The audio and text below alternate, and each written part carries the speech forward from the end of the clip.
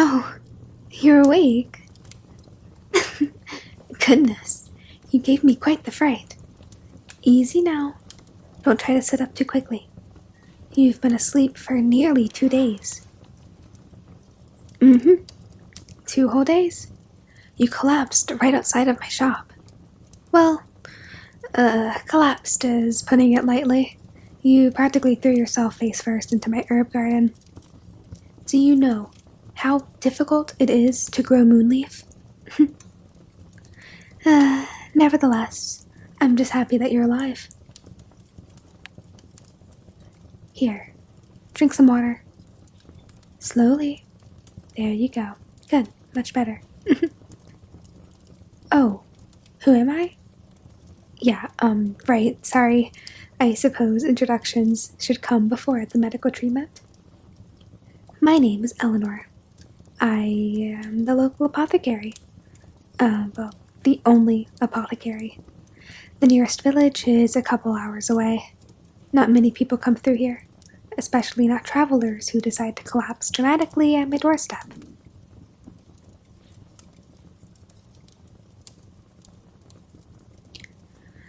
Let's see. You still look a little pale. Not surprising. You lost quite a bit of blood, though admittedly, you look much better than yesterday. Yesterday, you looked like a corpse that had somehow decided to keep breathing out of sheer stubbornness. Sorry, that's, a terrible thing to say to someone who just woke up. But it's true. You looked awful. Oh, no. Don't try to apologize. You don't need to apologize for collapsing. Although if you insist, perhaps you can repay me by not dying. That would be lovely. Now hold still for me. I'm gonna check your forehead. Okay. Your fever's gone down. That is reassuring. You have no idea how much trouble you have caused me. For 2 days, I have been changing cloths, brewing remedies, and checking your pulse every few hours. Honestly, I haven't fussed over someone like this in years. There we are. This should help. It's made from honey root. Well, honey root and several other ingredients. No, I'm not giving away my secrets. An apothecary has to keep some mysteries. So tell me, where were you headed? Wow, that's pretty far away. You intended to continue traveling in this state? With an injury like that? No wonder you collapsed. Honestly, you travelers never know when to stop. Always rushing somewhere, always leaving. Sorry. That came out odd. It's just, this place gets really lonely sometimes. People arrive, people leave, and the road takes them away. But I suppose that is the nature of travelers. Still, you seem distant.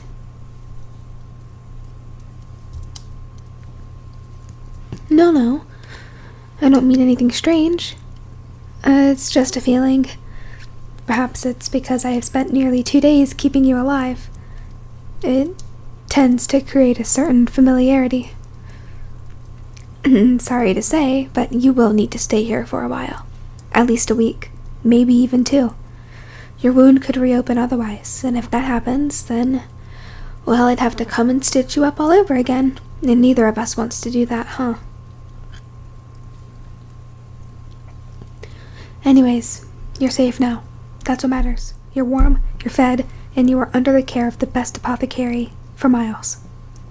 So you can relax and rest. Just leave everything to me. I'll take care of you. What's wrong? You look concerned. Oh, your belongings. Yes, I brought them inside. Every last thing. They're perfectly safe and locked away where nobody can take them. Not that anyone comes here anyways. It's just you and me. It's funny, actually. For years, I've wished someone would just stay. just once. Someone that wouldn't disappear down the road. I just wanted someone here to keep me company. And here comes this traveler, collapsing right at my doorstep, almost like fate. Ah, don't make that face. You're recovering. You shouldn't be worrying about fate and destiny and lonely apothecaries. You should be sleeping. Doctor's orders. Apothecary's orders. Yeah, same thing. Actually, before you get back to sleep, there's something I've been wondering. What made you take this road? Most people don't. The main road, it's safer, it's more populated, and less likely to get you mauled by whatever managed to do that to your side. Yet somehow you ended up here.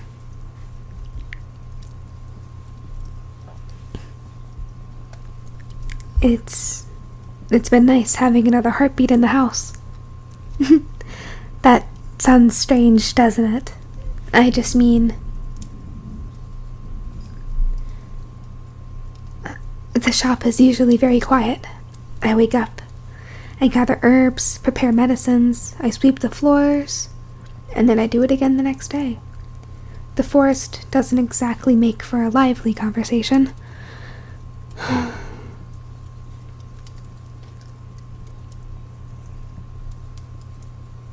I sat right here, this chair beside your bed, for 2 whole days.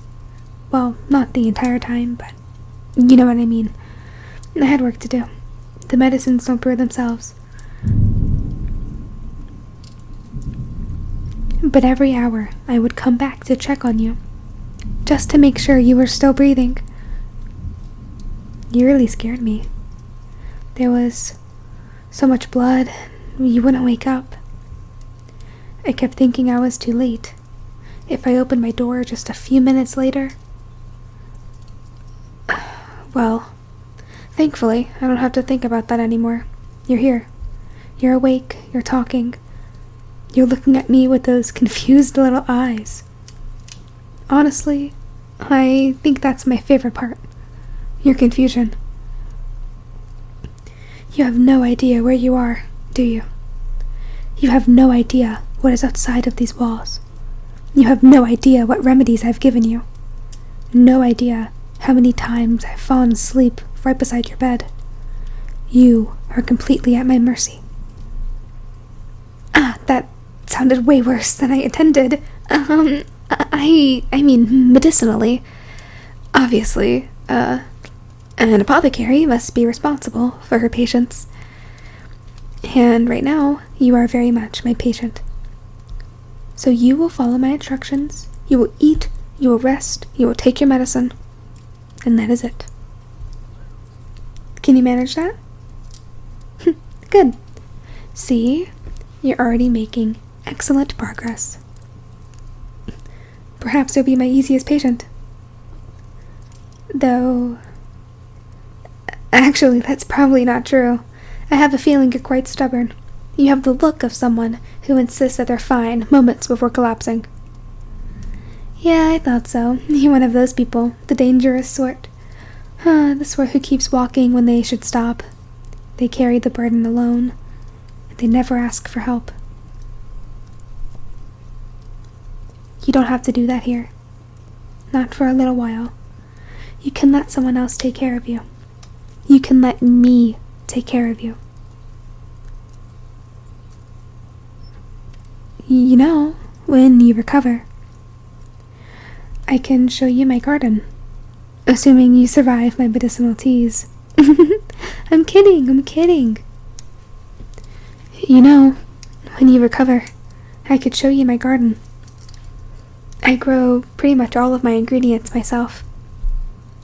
I even grow night blossoms, though they only open after sunset. They're so beautiful. The petals, they glow in the dark, like tiny stars growing from the earth.